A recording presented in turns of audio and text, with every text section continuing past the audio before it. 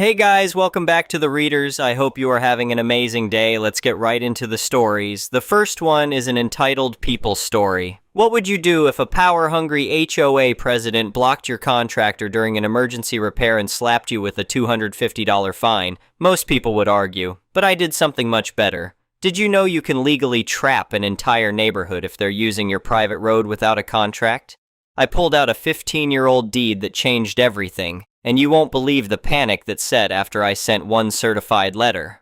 I was on the phone with the roofing company when I noticed the water stain on my ceiling had grown another 2 inches since yesterday. The guy on the other end was going through the schedule confirming they could start Monday morning at 8. Yeah, that works for me, I told him. The sooner the better. That branch came down hard during the storm last week and punched right through the shingles. I had a bucket in the attic catching drips, but every time it rained I could hear more water getting in. He said his crew would be there with a full truck and all the materials. I gave him my address and mentioned he would be coming down the gravel road off the highway. He asked if there was anything tricky about finding the place, and I said no, just turn at the old oak tree and follow the road about half a mile. My house sits right before the entrance to the neighborhood beyond it. I work from home doing web design, so I am usually around during the day. My property has been in my family for 3 generations. We used to farm the whole area, probably close to 200 acres of decent land. About 15 years back, a developer made my parents an offer they could not refuse for most of the acreage. They kept our family home and the 2 acres it sits on, plus the old access road that runs from the highway through what used to be our south pasture. The developer built this whole upscale neighborhood on the land they bought. Really nice houses, all pretty similar looking with perfect lawns and fancy landscaping. They put in their own paved roads, a big entrance gate with stone pillars, the whole 9 yards. But to get to their development, you still have to drive down my gravel road first because that is the only way in from the main highway. There is no other access point. When my folks sold the land, they were smart about it. They kept ownership of the house, the 2 acres, and the gravel road itself as a separate parcel. The developer got an easement to use the road for construction, and once the neighborhood was built, residents could use it to come and go. But the road itself, that half mile of gravel and dirt, that belongs to me. I inherited the whole setup when my parents retired to Arizona 5 years ago. Most people in the neighborhood probably think the gravel road is just some old county road or maybe the first part of their community infrastructure. I have never had any reason to tell them otherwise. I keep to myself, maintain my property, and generally just live my life. My house is not even part of their homeowners association. I am just the guy who happens to live at the start of their neighborhood. The HOA in that development is pretty active from what I have seen. They have a board president who drives around in a golf cart with a clipboard, checking if everyone is following the rules. I have seen her measuring the height of mailboxes and taking pictures of houses that might be the wrong shade of beige. She is the type who clearly has a lot of free time and uses it to make sure everyone else follows every single rule in the book. Over the past year or so, they have gotten stricter about everything. I hear about it sometimes from one of my neighbors whose property backs up to mine. They banned portable basketball hoops, started requiring approval for any exterior paint colors, and created this whole approved vendor list for anyone doing work in the neighborhood. The board president apparently runs the whole show and takes it very seriously. So anyway, Monday morning rolls around and I am at my desk working when my phone rings. It is the crew chief from the roofing company. He sounds confused. "Hey, we are here at your road, but there is a situation," he said. "There is a woman in a golf cart blocking the path and she is saying we cannot come through." I looked at the clock. They were right on time. I asked him what she was saying exactly, and he told me she was claiming they were not on some approved vendor list and they needed to leave immediately. I felt this little knot form in my stomach. I told him to hang tight and I would be right there. I walked down my driveway to where my property meets the start of the gravel road. Sure enough, there was the HOA president with her golf cart parked sideways across the road, completely blocking it. The roofing truck, a big commercial vehicle with the company logo on the side, was stopped about 20 feet back. Another person from the HOA board was standing next to the golf cart looking uncomfortable. The crew chief got out of the truck when he saw me walking up. He was a middle-aged guy with a weathered face and work boots, clearly just trying to do his job. The HOA president turned to look at me with her arms crossed. I tried to keep things calm. I walked up and said hello, asked what the problem was, and explained that this was my roofing contractor and they needed to get to my house to fix my roof. She did not even blink. She told me I knew the rules. She said all major work had to be approved by the Architectural Review Committee and all contractors had to be vetted and insured according to HOA standards. Then she said I had done neither and the truck was not entering the neighborhood. I reminded her that my house was not actually in the neighborhood. I explained the work was on my property and they just needed to get through to access it. She actually laughed at that. She said that was ridiculous, that this was the only entrance, and I was bound by the same rules as everyone else to maintain community aesthetics and safety. Then she looked at the crew chief and told him the truck was leaving. The crew chief looked at me, totally lost. I could see he had no idea what to do. This was not his problem and he had other jobs scheduled. I realized arguing was not going to get me anywhere. Instead, I pulled out my phone and opened the camera. I switched it to video and held it up, making sure I had a clear shot of both of them. I asked her very clearly and slowly if she was officially denying my contractor access to my property to perform emergency repairs. I said it loud enough that the microphone would pick it up and I made sure to mention she was the HOA president. She puffed up even more. She said yes, absolutely. They were in violation of HOA bylaws and they would not pass. She said it with total confidence, like she was doing something righteous. I thanked her and stopped recording. Then I turned to the crew chief and apologized. I told him it looked like he could not work today and asked if he could send me an invoice for any rescheduling fees his company charged. He was apologetic about it, but said, yeah, they would have to charge me for the lost day and the crew scheduling. It would be around $500. I told him I understood and that it was not his fault. He got back in the truck, turned it around, and headed back down the road toward the highway. The HOA president looked pleased with herself. The other board member looked relieved it was over. They got back in the golf cart and drove off toward the neighborhood. I walked back to my house and sat down at my desk. My roof was still leaking. I could hear the drip, drip, drip from the bucket in the attic. And now I was going to be out $500 on top of everything else. About an hour later, I got an email from the HOA. It was from the board president sent from the official HOA email address. The subject line said something about unauthorized contractor incident. The email itself was dripping with condescension. It said that an unauthorized contractor had been denied entry to the community that morning. It reminded me of the HOA rules regarding vendors and architectural changes. It included attachments with the relevant sections of their bylaws. The whole tone was like she was talking to a child who needed to learn their lesson. I printed that email and put it in a folder. The next day, I found something in my mailbox. It was an official notice from the HOA on their letterhead. Wait, actually, it was not on letterhead. It was just a printed notice. It said I was being fined $250 for attempting to bring an unapproved commercial entity into the community without prior board approval.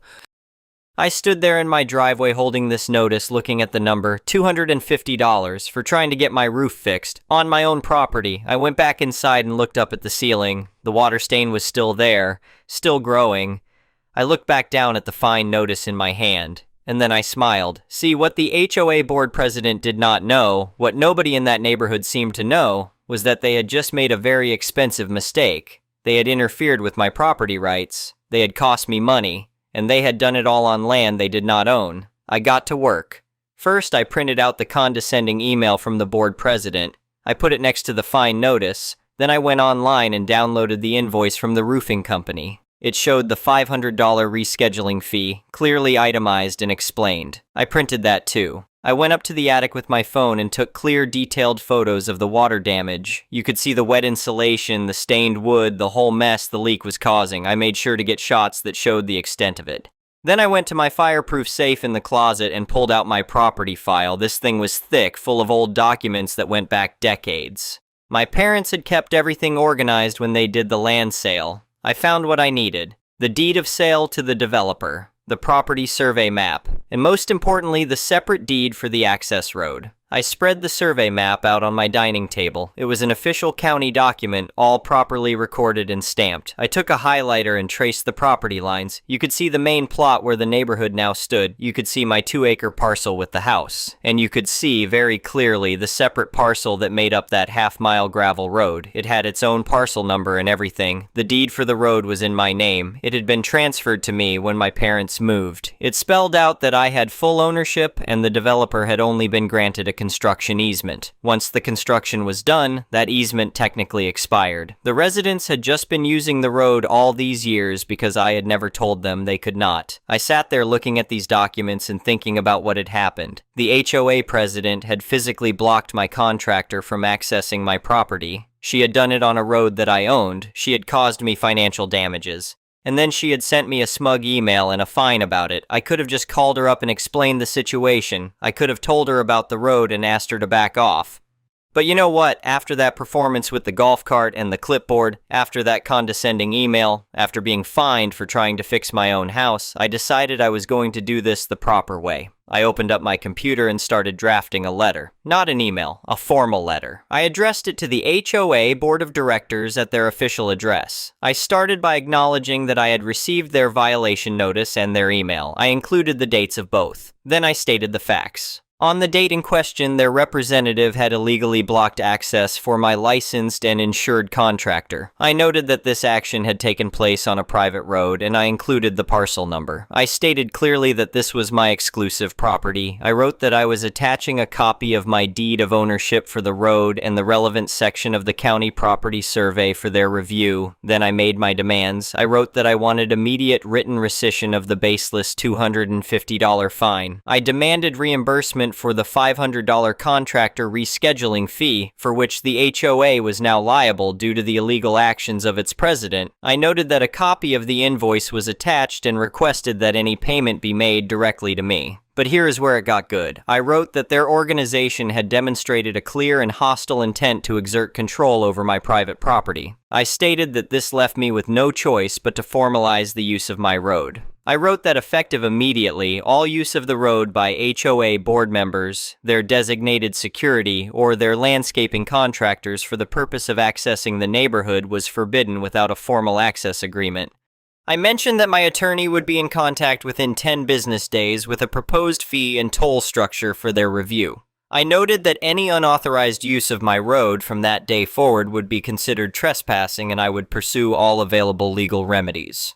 I closed by saying I looked forward to their prompt payment and written confirmation that they would cease and desist all interference with my property. I printed the letter on good paper. I attached copies of everything. The property deed, the survey map, the invoice from the roofing company, the photos of the water damage. I even included a printout of the timeline showing when they had blocked my contractor and when they had sent me the fine. Then I took the whole thing down to the post office and sent it certified mail with return receipt requested. I wanted proof they got it. I wanted signatures and dates.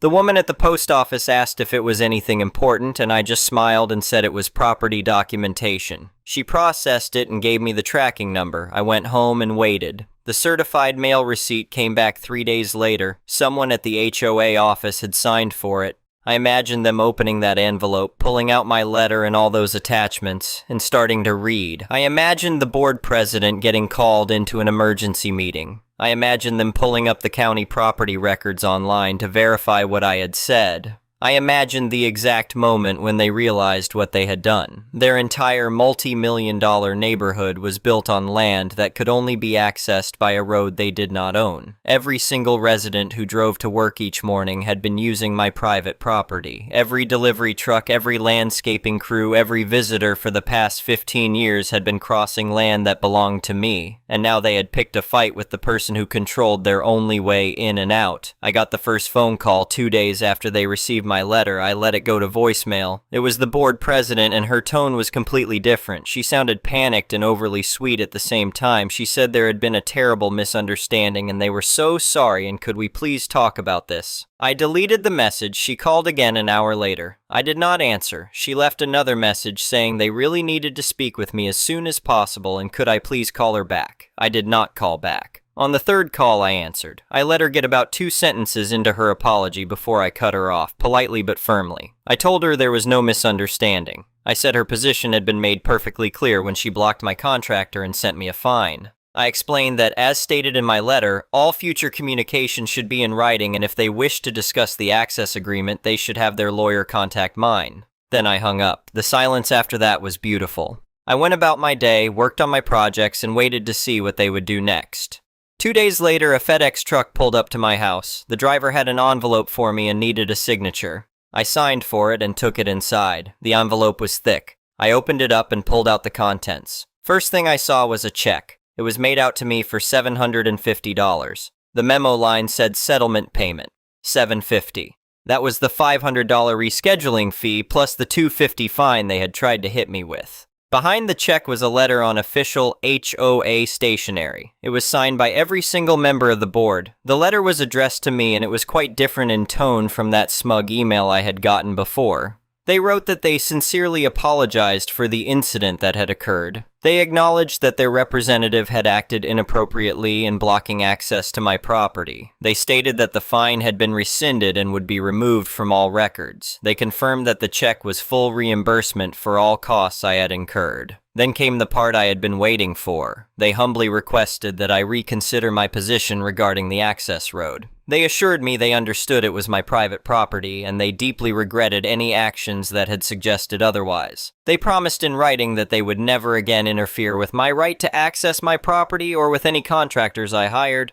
The letter concluded by asking if we could work out a mutually agreeable arrangement for continued use of the road by neighborhood residents. It was signed by all 5 board members. The board president's signature was at the bottom, noticeably shakier than the others. I folded the letter, put it with the check, and set them both on my desk. Then I called the roofing company back and rescheduled for the following Monday. The crew chief remembered me and said they would be there first thing in the morning. I thanked him and confirmed the time. That weekend, I deposited the check at my bank, $750. It cleared within 2 days. Monday morning came around again. I was at my desk around 7:30 when I heard the rumble of a truck engine.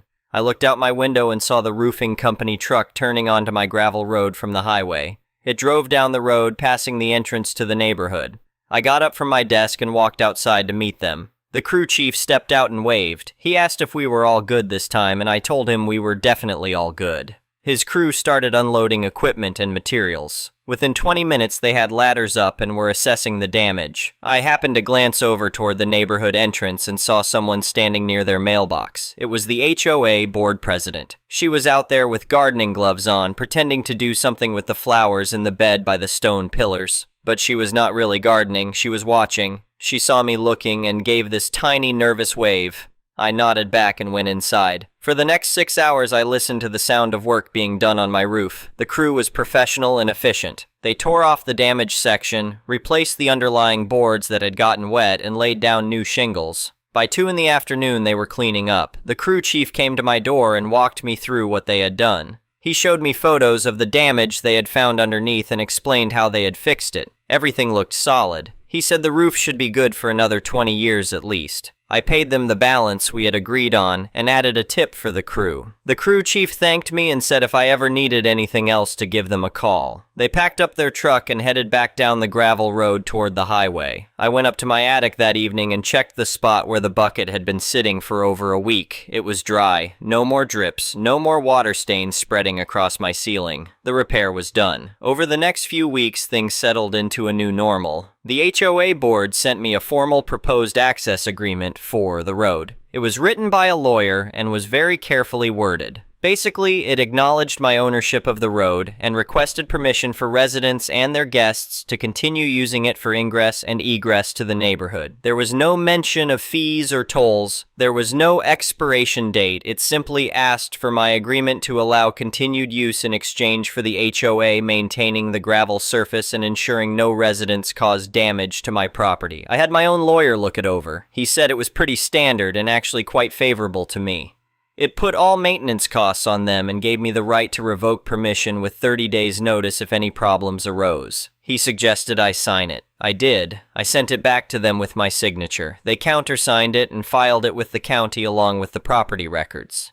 The HOA board president lasted about another month in her position. According to what I heard later from one of the neighbors who I occasionally talked to, there was a special meeting where residents demanded answers about the road situation.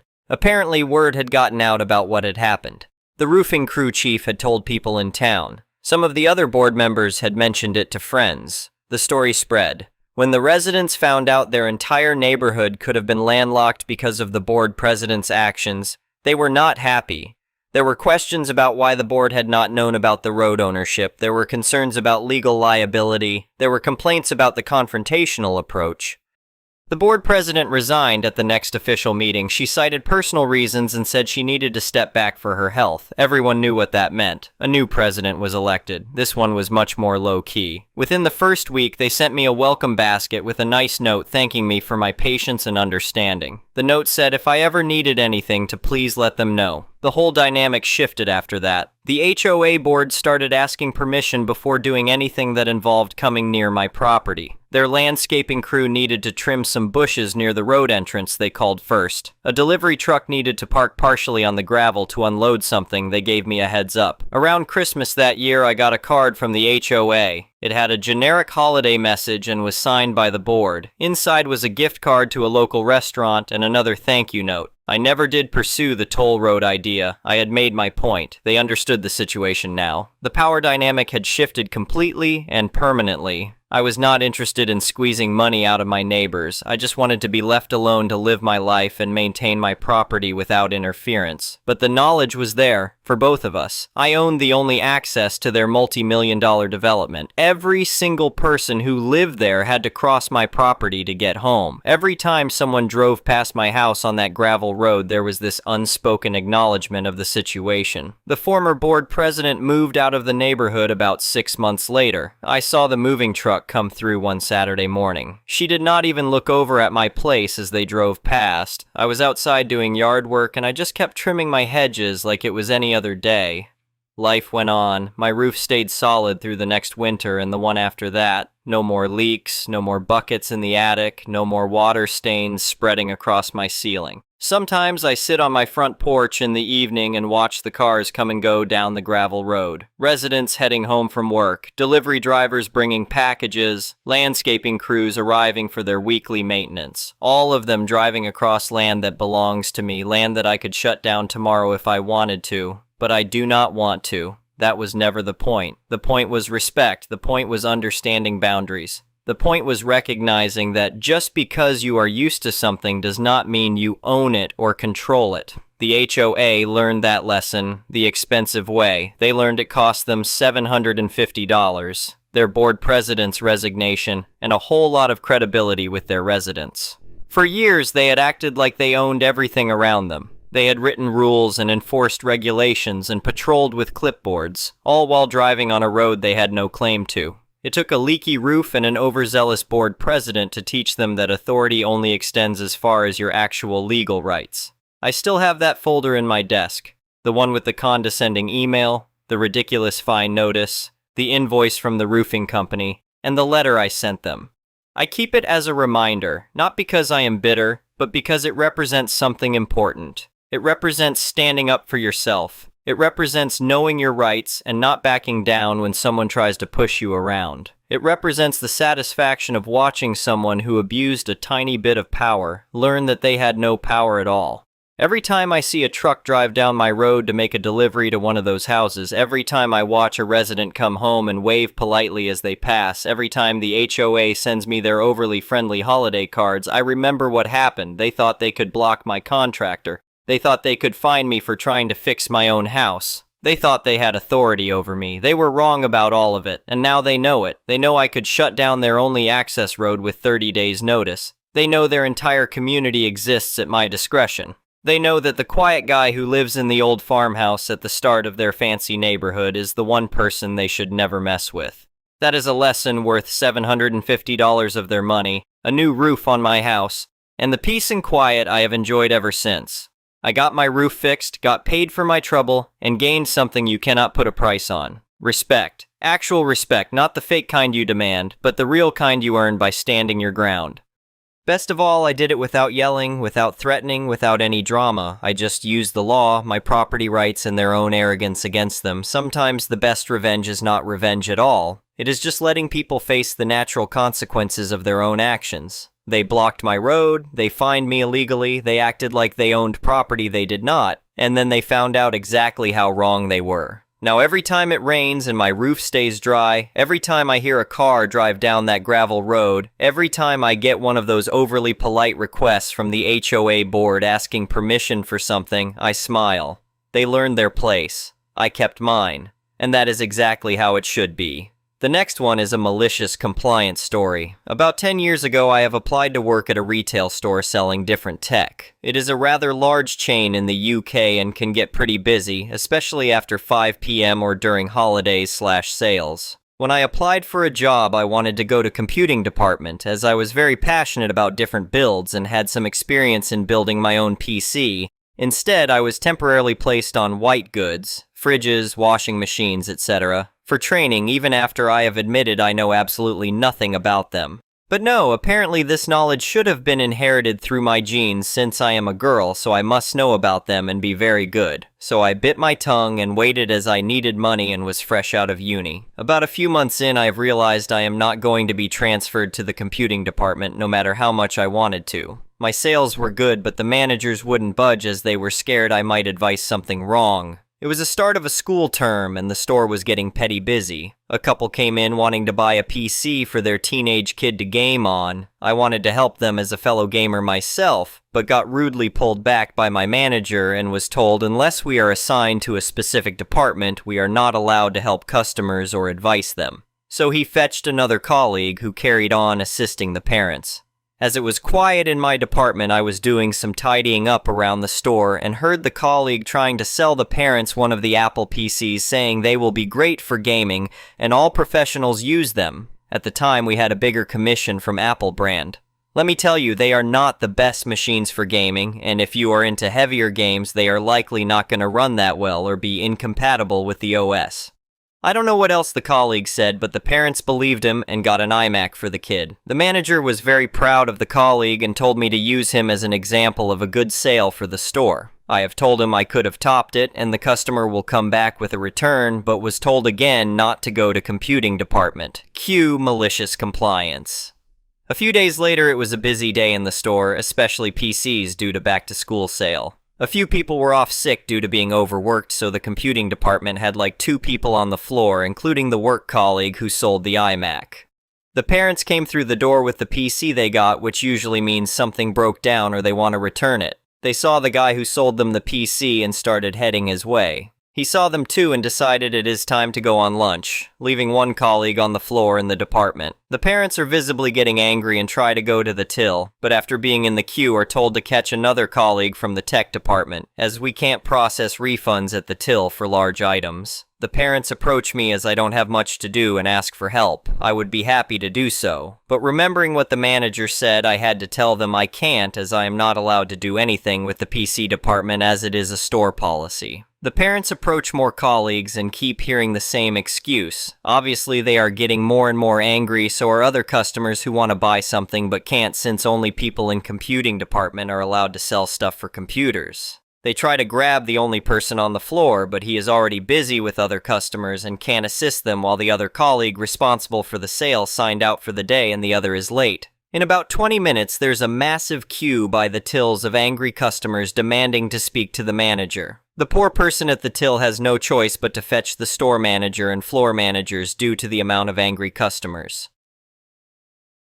They are trying to shift the blame on us, other store colleagues, but I mention about what the other manager said about not touching anything in tech department or help customers, as we are not authorized, and since it is a company policy and we haven't received the training, we have to comply. Of course, it makes customers even more angry and feel like their time is wasted, resulting in a commotion by the tills and further delays for other customers. I am unsure how the entire situation ended, as I was grabbed by an older lady to help her, but that day we had a lot of complaints on different websites about the policy and store staff refusing to help as it is not their department. And we had a few brainstorming sessions after how to reduce complaints with none of the ideas taken on board. You would hope they would learn something and change the policy, but no. They gave extra training to the people already in computing department and allowed other colleagues to sell smaller items like mice, keyboards, consoles, games, printers, but not the laptops or PC or VR, resulting in more complaints.